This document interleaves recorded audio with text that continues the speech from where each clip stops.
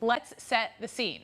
In an interrogation room in an unnamed totalitarian dictatorship, a writer is being interrogated by two detectives about his disturbing stories. Fresno State University Theater is bringing the dark comedy The Pillowman to the stage with its latest performance. So now, here from the cast and crew, we have director J. Daniel Herring and Tyler James Murphy, an actor in The Pillowman. So we should say, disclaimer, sort of with the scene there, this show is not suitable for children. We're dealing with some dark themes, some dark subject matter, but we shouldn't, people who maybe aren't familiar with this play shouldn't shy away from it, because I think that there's some interesting things that we could learn, and there is a good time to be had by all. So tell us about The Pillowman. Well, to the disclaimer, we're saying no one under 13 should come. So yeah, so it is some mature subject matter going on in the show. But I think the thing about The Pillowman is it's a dark comedy.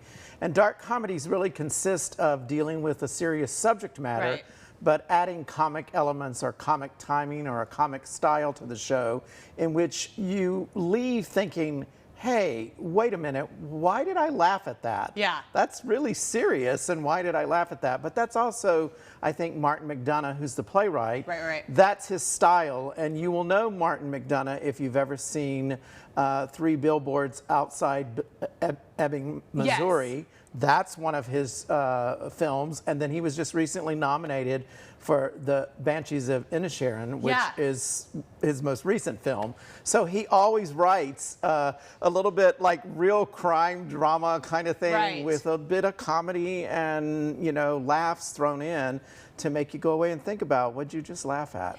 And I was telling you before we started here, I'm very interested in the mindset of comics and how they get their subject matter and how they're able to write things that are funny. And sometimes it's the darkest material, or sometimes it's the most traumatic experiences that create these funny situations, because that is what humans are. That's what we yearn for, is some sort of comedic relief. So who is your character in the play? So I play Michael.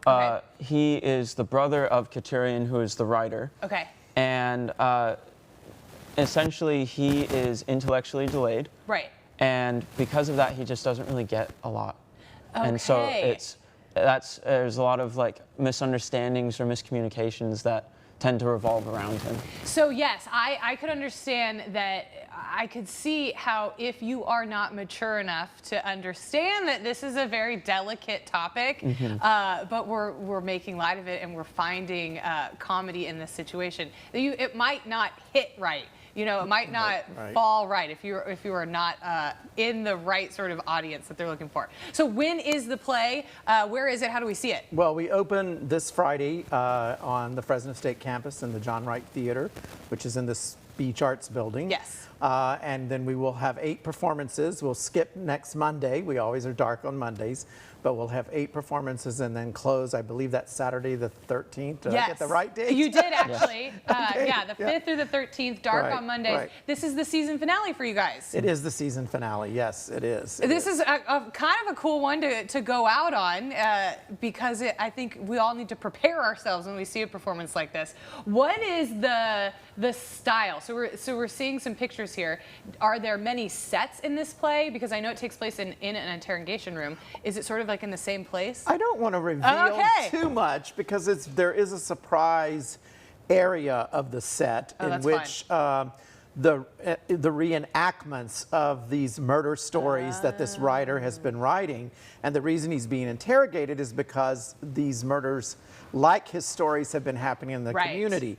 Well, we need to see some of those stories reenacted. Yeah. And so we're doing them in a much more fantastical way, which again mirrors what his character's mind is thinking about how these stories might be played out. Yeah. So we're taking the approach from that. So you've got really 2 worlds going on, scenically, with costumes, with the acting style.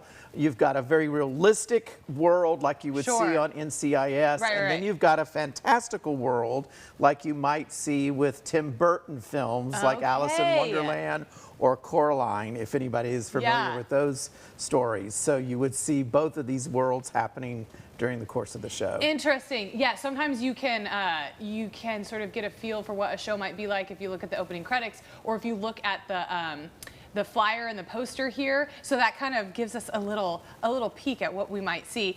Do you have to do any different preparation when you're doing a comedy? How do you make sure you get the timing right? Because that's so important.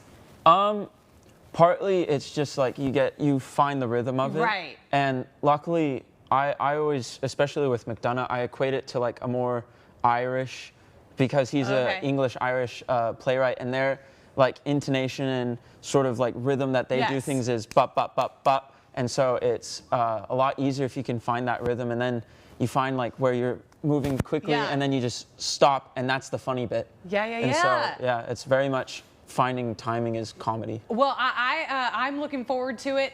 The Pillowman, we will have all the details, how you can get tickets, times and places, and all the information on their season finale performance. You guys, thank you so much for being here. Break a leg. We wish you the best of luck. Coming up here on Central Valley today, Art and Wine for a Cause, the local event empowering women to empower their communities. We're live with Zonta of Porterville after the break.